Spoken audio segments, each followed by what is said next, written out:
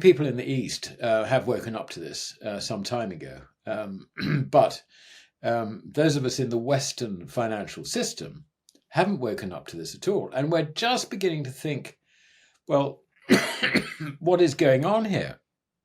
Should I own gold? I don't own any. I better go and buy some. Sure, let's talk to someone, find out, And I'm finding that more and more people are basically coming, that they're following me on Twitter. I'm getting more and more people coming in for my Substack.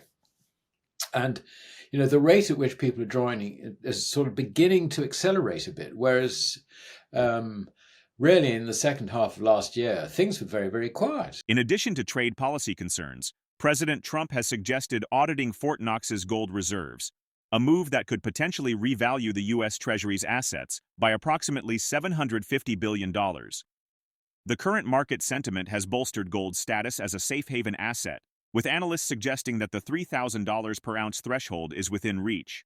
Alasdair Macleod, head of research at GoldMoney, emphasizes that Eastern nations grasp gold's value while Western investors are just catching on. Macleod raises concerns about U.S. gold reserves and the risks of a dollar devaluation. Gold is still the universal reserve asset to which central banks, investors, and private individuals return in times of crisis. Since 1971, the average annual growth rate of the metal price in U.S. dollars is just over 10%. Since the euro was introduced in 1999, the gold price in euro has risen by 356%, or on average 7.8% per year.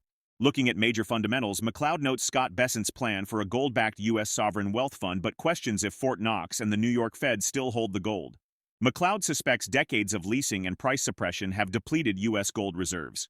For decades, Americans have been told that the gold inside Fort Knox is untouchable, securely locked away in one of the most fortified vaults on Earth. Now, Elon Musk is calling for a live audit. But can this really happen? If an independent audit reveals that Fort Knox's gold is missing, it could shatter the global financial system. There isn't enough gold to back the U.S. dollar.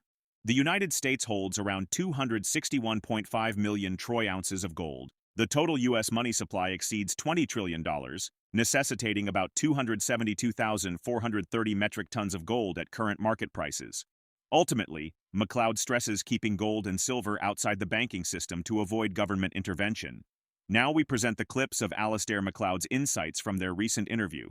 Before we continue to discuss this, please subscribe to our channel and activate the bell icon for timely updates. We see that Trump has made statements that he wants the dollar to devalue. Well, do I really want to hold dollars? And if he devalues against the other currencies, what are they going to do? Are they going to go down with it or what? I should really, grab my gold, get it out of the American vaulting system.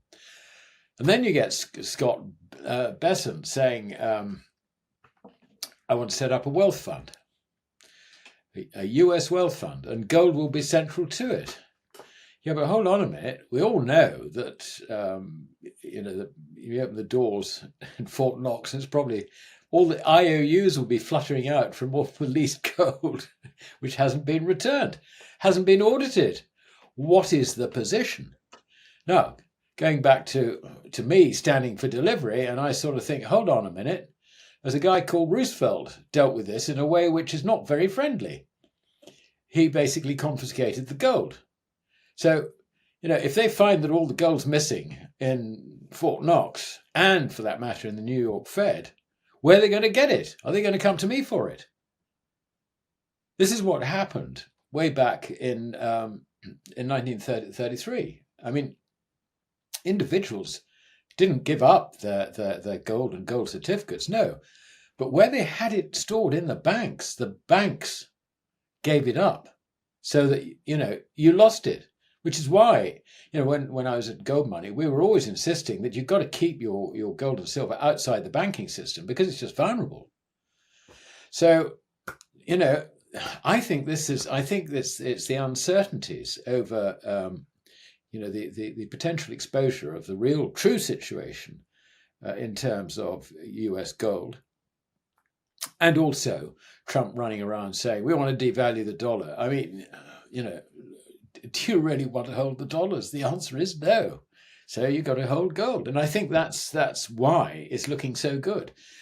And I think people I mean, people in the East have woken up to this some time ago, but those of us in the Western financial system haven't woken up to this at all. And we're just beginning to think, well, what is going on here? Should I own gold? I don't own any. I better go and buy some. Sure, let's talk to someone, find out, And I'm finding that more and more people, and, the rate at which people are joining is sort of beginning to accelerate a bit. Whereas, really in the second half of last year, things were very, very quiet. I have no doubt that there's a lot of gold missing in, from the US Treasury's stocks. I mean, you don't have 52, 53 years of anti-gold propaganda, suppression of price and all the rest of it, without your own stocks going down very materially. And a lot of it was leased and has never returned. Hence, the sort of cynics would say that if you open the vault doors of Fort Knox, all you'll find is a sort of load of IOUs fluttering out. And that's about it. Yeah, I mean, officially it is 42.22. Now, that's what it is on the Fed's balance sheet because it has a note, as it were, from the US Treasury valuing it at that. Now, if they're going to revalue it, then I think you're going to get people like, well, certainly Ron Paul and Elon Musk are sort of thinking of looking at this. While people, I think, are very understandably scared that there may be another executive order confiscating their gold. It's not quite as simple as that because when gold was fixed at 20.67, which it was in 1933 when FDR produced his order, it wasn't confiscation as such. I mean, this is a very, very legal nicety in this one. What you were being forced to do was to encash your gold at the official rate of exchange. 3 months later, the dollar was devalued by 40%. There's actually nothing to do with this, with the legal position, if you like, of the enforced change.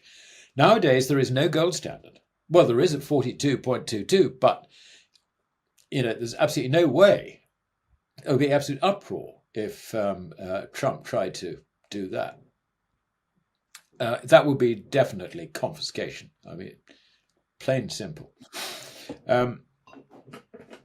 Incidentally, I think Trump's idea of property rights is actually very bizarre.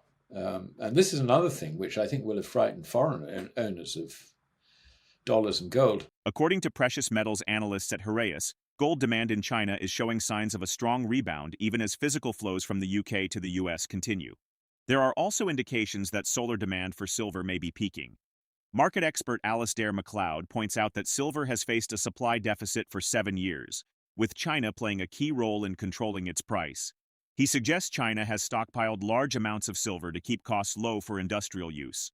However, he believes this control is ending, and once silver surpasses $32.50, its price could surge rapidly. The future value of silver in 2025 will be shaped by a complex interplay of economic conditions. While it is impossible to predict exact prices, a careful analysis of these factors suggests that silver could see significant price movements in the coming years. Unlike past crises, Macleod warns that the Fed can no longer save the system by printing money without destroying the currency. He predicts rising bond yields or derivative market turmoil will trigger the collapse, ultimately leading to a banking crisis and a sharp decline in the dollar.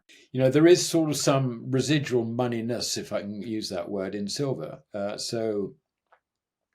But I mean, silver's problem, I think, has been a little bit different from gold insofar as you've had about 7 years of a supply deficit, and the shortage has built and built and built.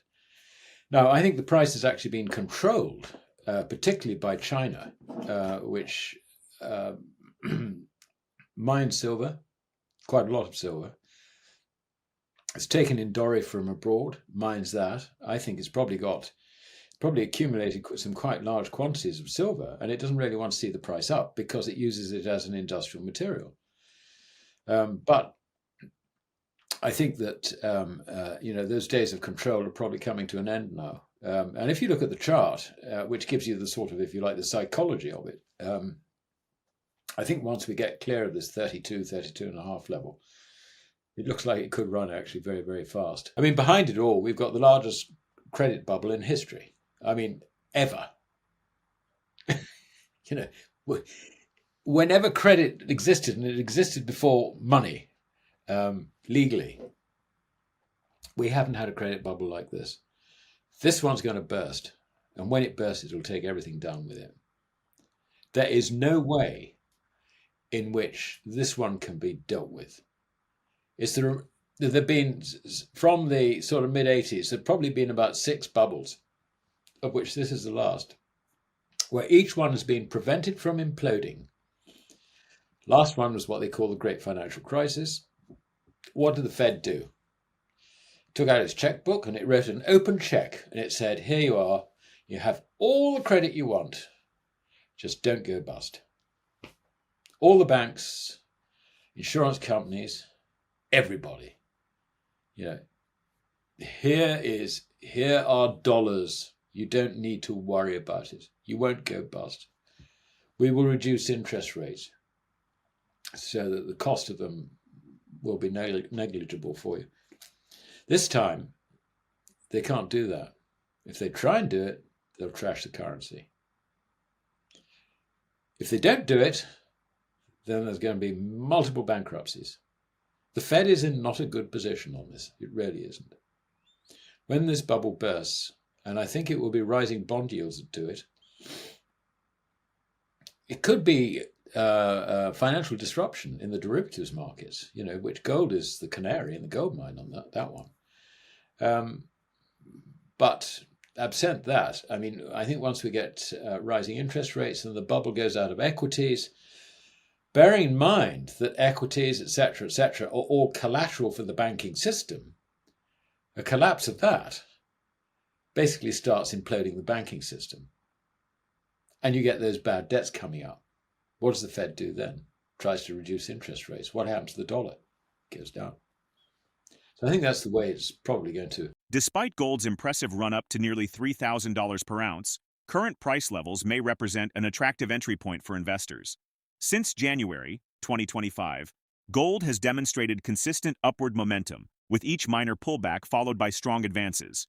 With growing doubts over U.S. gold reserves, are investors prepared for a potential financial reset where tangible assets like gold and silver regain their historical monetary role? Drop your thoughts in the comment section below. If you find this video informative, don't forget to support our channel and turn on notifications to stay informed about our latest videos. See you in the following video.